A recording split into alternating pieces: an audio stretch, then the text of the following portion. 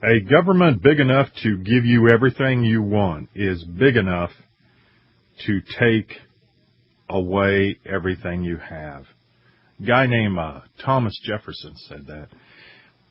Another thing that you might think of is you've become a snack for the beast. My God, every president vows to reduce government, but instead they double its size. And its appetite, of course. It took me hours because I'm just not very good with the computer. But I have 50 new photos on my front page at don'ttreadonme.tv. don'ttreadonme.tv. You might want to check those out. I've got a few pictures down towards the bottom of Christy, that was my guest, in-studio guest Friday. And then I snapped a picture of some, for you guys, only you guys. Ladies, do not go down to the bottom of the page at don'ttreadonme.tv. Just for guys. I took a picture of some of my neighbors, and you might want to check that out. Hey, and my newest discovery for great news articles and video clips is puppetgov.com. That's puppetgov.com. I am going to make an effort to go there each and every day to see what's going on. Otherwise, I wouldn't have a clue because I'm a homesteader, and this is your society. This is your government, not mine. And for those of you serious about survival and winning the revolution that is coming our way, I was reminded by Jim up in Canada today to bury food and water every 3 days walk. And be sure to mark it, of course. Now, for me, I would just douse it. I would locate it through dowsing, but you guys will have to find some other way of locating it. One thing that you could do is tie a rope or string to the 5-gallon bucket handle and just leave that exposed on the ground. It looks like one end of the rope is just buried. Looks like a stick usually if you use that old-fashioned rope. But that would work. Maybe paint a rock, a little bit of an odd color, within a few feet of your stash. But that way you'll have access to what you need later when things get interesting. And last note I have for you is my affiliate program. We now have over 50 affiliates. That's happened in just 5 days.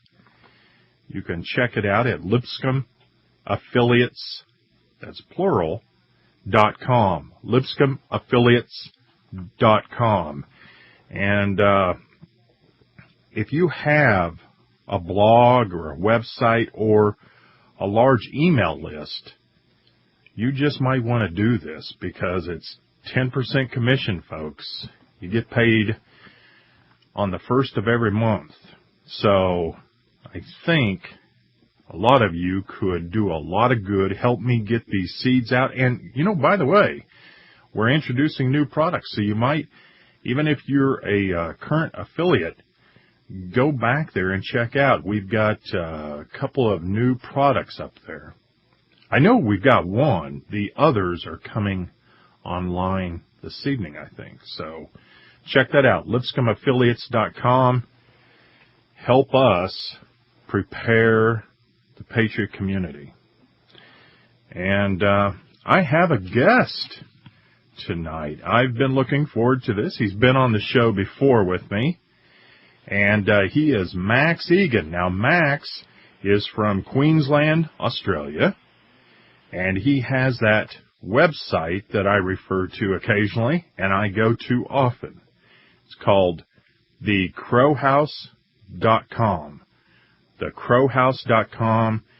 And I know most of you have checked out all his films. The Big Picture, The Final Solution of Fight the New World Order with Noncompliance. He has a few new ones. We're going to discuss those today. But I think you'll enjoy this. Max, welcome to Don't Tread on Me. How are you doing? I'm good, John. It's good to speak to you again. How are you?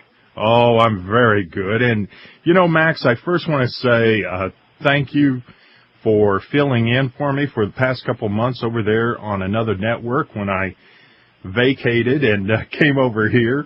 I really appreciate it. You did just a bang-up job over there. I'm glad I left the premises because I wouldn't want to be compared to you.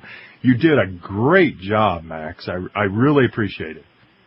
Oh, mate, I really appreciate the giving me the opening, John. It's been a pleasure to fill in for you, and it's been great to be able to get the message out to people. I hope I have been doing something that they can identify with anyway. It was a little bit shaky to start with, but I've sort of warmed into it now, so I've been enjoying it. Thank you. So thank you, actually. Oh, well, and that is what we're trying to do, is get out the truth and stimulate, motivate the minds into action because they're so dormant. Max, you've got some new draconian internet laws over there in Australia. What's going on with that, and how has it affected people?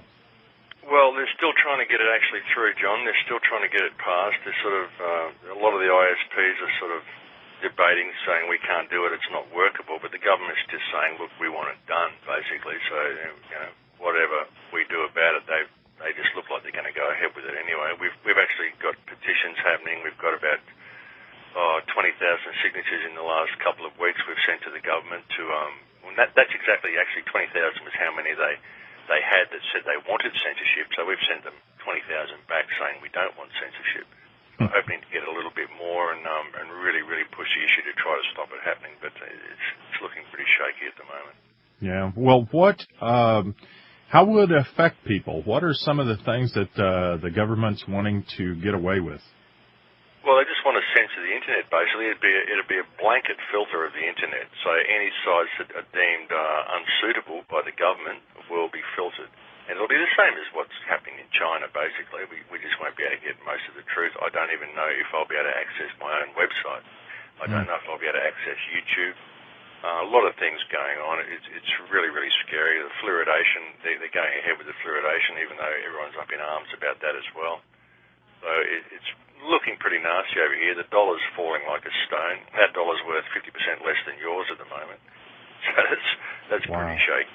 It's getting bad all around. But I mean, you've got some bad things happening over there as well. I've noticed. Big concerned about you personally, actually.